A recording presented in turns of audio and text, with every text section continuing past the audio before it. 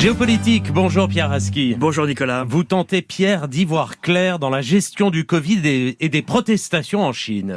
C'est un grand classique de la gestion de crise en Chine. On réprime ceux qui ont osé troubler la sacro-sainte stabilité sociale, mais dans le même temps, on leur donne en partie satisfaction. Ça peut sembler paradoxal.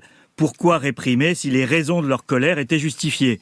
Mais le pouvoir chinois n'a pas pour habitude de négocier ou même de reconnaître ceux qui le défient, même si sur le fond, ils n'ont pas totalement tort.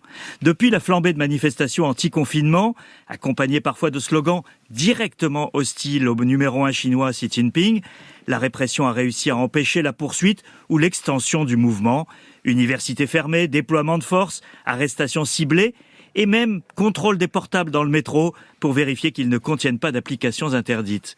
Mais dans le même temps, des premiers signes d'assouplissement de la politique anti-Covid sont apparus à Canton, l'un des points chauds de la crise. Alors, est-ce la fin du zéro Covid ? Alors c'est trop tôt pour le dire, Nicolas, mais les habitants de Canton, la grande mégapole du Sud, où des affrontements avec la police ont eu lieu mardi soir, ont eu la surprise de voir retirer hier les barrières du confinement et la fin des tests PCR quotidiens dans la moitié de la ville. Tout ça malgré un contexte de vague montante de Covid à Canton, comme dans une bonne partie du pays. Ça pourrait être une expérimentation de gestion plus souple, comme les autorités chinoises le font souvent, pour voir l'impact avant d'étendre la mesure à d'autres villes. Cet assouplissement local s'accompagne de l'annonce de l'accélération de la vaccination des personnes âgées, l'un des points faibles de la Chine, et de déclarations visant à faire porter le chapeau de la crise aux autorités locales. Tout ceci montre en tout cas que le message a été reçu au sommet et que Pékin choisit de lâcher du lest face à une situation potentiellement explosive, tout en se montrant ferme face à ce que le Parti communiste qualifie d'activité d'infiltration et de sabotage des forces hostiles. L'alerte, Pierre, est donc prise au sérieux. Le pouvoir prend l'alerte d'autant plus au sérieux qu'elle se produit dans un contexte économique difficile, avec un fort ralentissement de l'activité, moins 40% pour l'immobilier cette année par exemple, qui alimente le mécontentement et l'inquiétude.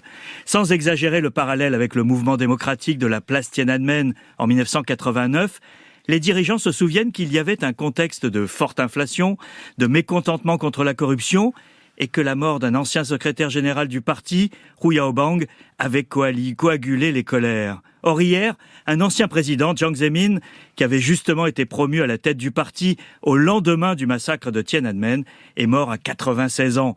Aussitôt, les hommages ont mis en avant tout ce qui fait contraste avec Xi Jinping.